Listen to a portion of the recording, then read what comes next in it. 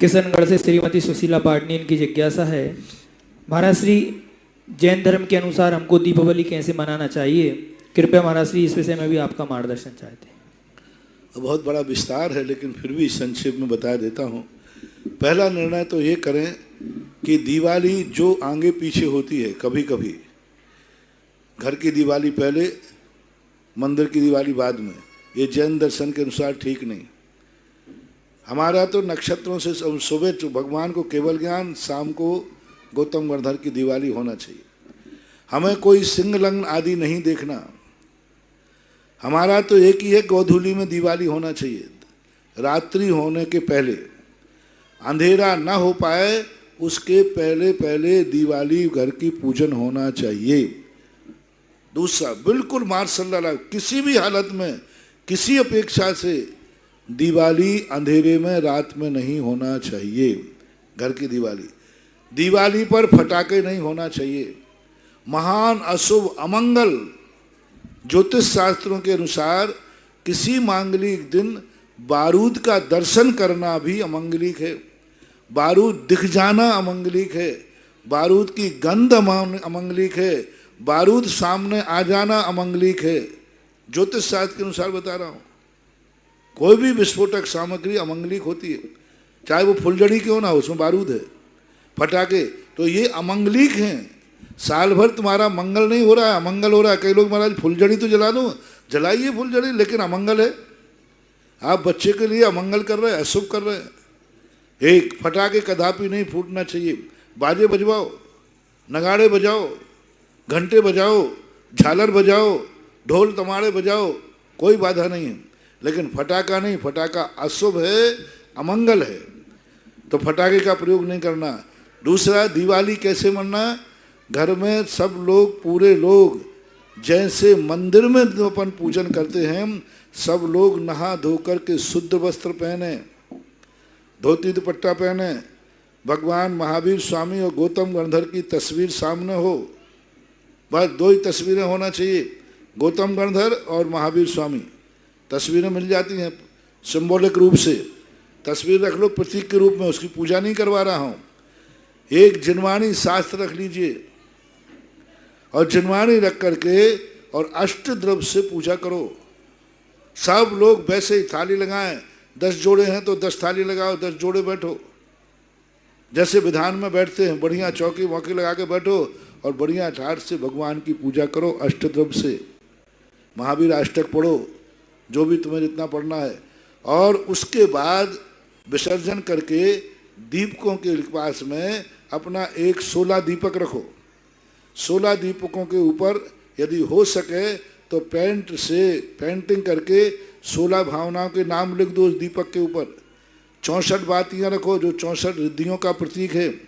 गणधर परमेष्ठी और महावीर स्वामी को 64 रिद्धियाँ प्राप्त हुई थी, तो 64 की 64 बाती 64 रिद्धियों से संपन्न थे।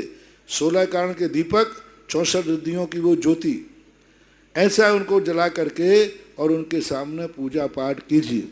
अब कहाँ पूजा करें? घर में की दुकान पे? घर में ही करना, दुकान की मनाही नहीं है, लेकिन एक स्थान पे पूजा कर लो बस। सब स्थान पे करने की जरूरत नहीं। अच्छा है घर में कोई जो स्थान ईशान कोण में हो, पूजा का स्थान हो, अथवा जहाँ तुम्हें सुविधा पड़े वहाँ पर बैठ करके सब लोग पूजन करो। अधिकतम उन दीपकों को ले जा करके मांगलिक के रूप में आप अपनी फैक्ट्री, दुकान आदि में पूजन के बाद उन दीपकों को मांगलिक के रूप में अपने प्रतिष्ठानों में रख सकते हो।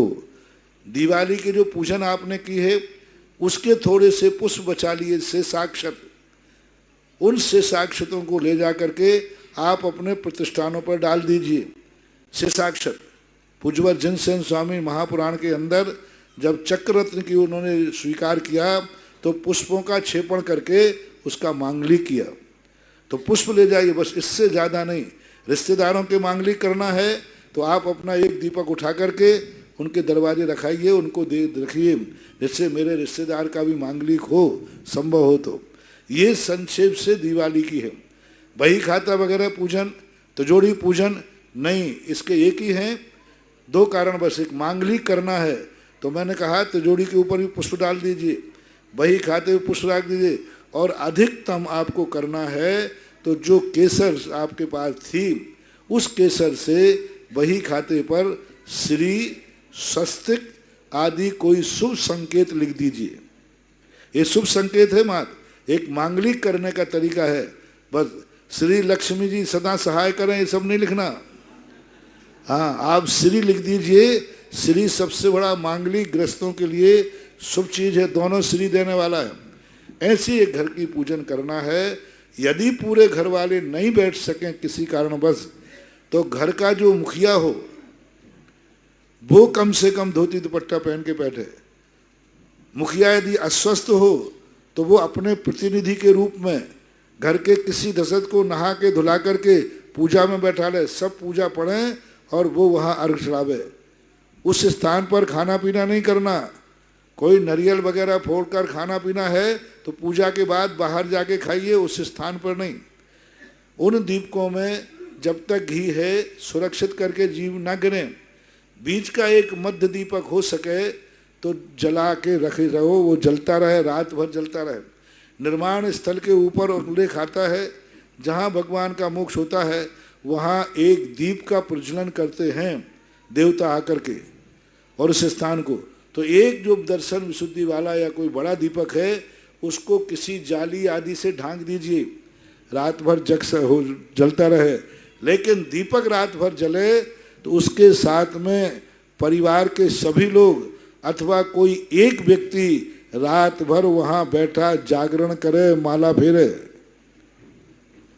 जागरण करे और माला फेरे, ध्यान करे, जो भी करना। अखंड पाठ करो भक्तांबर का, नमोकार मंत्र का, रात्रि का मांगलिक करना है, सब बढ़िया भक्तांबर में उपयोग करो, लेकिन रात में पूजा नहीं करना। तो ये संक्षेप में पूजा है और संक्षेप की पूजा यही है।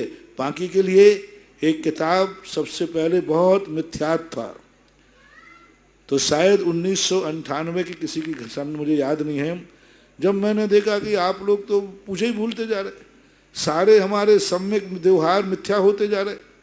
जिससे पूछा वो कहता लक्ष्मी जी की पूजा, जिससे पूछा वो धन दौलत की पूजा, किसी को मालूम नहीं, और सब मिथ्यात की तरफ जा रहे थे।